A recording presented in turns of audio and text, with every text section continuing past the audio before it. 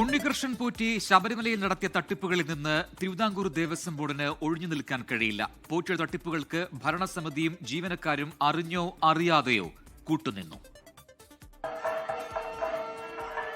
കോടിക്കണക്കിന് വിശ്വാസികളുടെ ആരാധനാ കേന്ദ്രമായ ശബരിമല ദേവസ്വം ബോർഡ് അംഗമോ ജീവനക്കാരനോ അല്ലാത്ത ഒരാൾ ശബരിമലയിലെ കാര്യങ്ങൾ നിയന്ത്രിച്ചുവെന്നത് പുറത്തുവരുന്നത് ഇപ്പോൾ.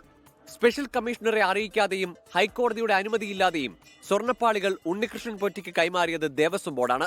മുൻ ഭരണസമിതിയുടെ കാലത്ത് അനുമതിയില്ലാതെ കൈമാറിയതിൽ വീഴ്ചയുണ്ടെന്ന് സമ്മതിക്കുന്നത് നിലവിലെ ബോർഡ് പ്രസിഡന്റ് PS പ്രശാന്താണ്. അന്നത്തെ ഉദ്യോഗസ്ഥന്മാർക്ക് ഞാൻ മനസ്സിലാക്കുന്നത് ഉദ്യോഗസ്ഥന്മാർക്ക് വീഴ്ച പറ്റിയിട്ടുണ്ട് എന്നാണ് പ്രാഥമിക നിരീക്ഷണത്തിൽ നിന്നും വിജിലൻസിന്റെ റിപ്പോർട്ടിന്റെ അടിസ്ഥാനത്തിൽ മനസ്സിലാക്കുന്നത്. അപ്പൊ അങ്ങനെ തെറ്റുപറ്റിയിട്ടുള്ള ഉദ്യോഗസ്ഥന്മാരെ സംരക്ഷിക്കുന്ന നിലപാട് ഞങ്ങൾക്കില്ല. അന്നത്തെ 2019 അതെല്ലാം ഉൾപ്പെടെ ഈ അന്വേഷണ പരിധിയിൽ അതെല്ലാം വരും. ഉണ്ണികൃഷ്ണൻ പോറ്റിയെ ശബരിമലയിലെ സമാന്തര കേന്ദ്രമാക്കിയതിനെ പ്രതിപക്ഷം രൂക്ഷമായാണ് വിമർശിക്കുന്നത്. ആരാണ് ഉണ്ണികൃഷ്ണൻ പോറ്റി? ആരാണ് ഇദ്ദേഹത്തെ ഏൽപ്പിച്ചത്? ഇദ്ദേഹത്തിന്റെ പശ്ചാത്തലം എന്താണ്? അയ്യപ്പനെ പോലും ഇവരിൽ നിന്ന് സംരക്ഷിക്കേണ്ട സ്ഥിതിയിലാണ്. അയ്യപ്പ വിഗ്രഹത്തെ പോലും ഇവരിൽ നിന്ന് സംരക്ഷിക്കേണ്ട സ്ഥിതിയിലാണ്.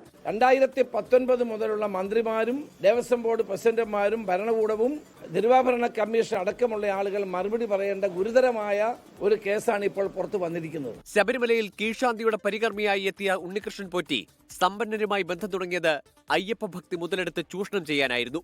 ദേവസ്വം ബോർഡ് കാഴ്ചക്കാരായോ അതോ അവർക്ക് തട്ടിപ്പിൽ പങ്കുണ്ടായിരുന്നോ എന്നാണ് ഇനി അറിയേണ്ടത്. 24 തിരുവനന്തപുരം. ലോകത്തെവിടെയായാലും ഏത് സമയത്തും 24 വാർത്തകളും ഓഗ്മെന്റഡ് റിയാലിറ്റി പാക്കേജുകളും എക്സ്പ്ലെയിനറുകളും വിശദമായി കാണാൻ ഞങ്ങളുടെ യൂട്യൂബ് ചാനൽ നിങ്ങൾക്ക് സബ്സ്ക്രൈബ് ചെയ്യാം.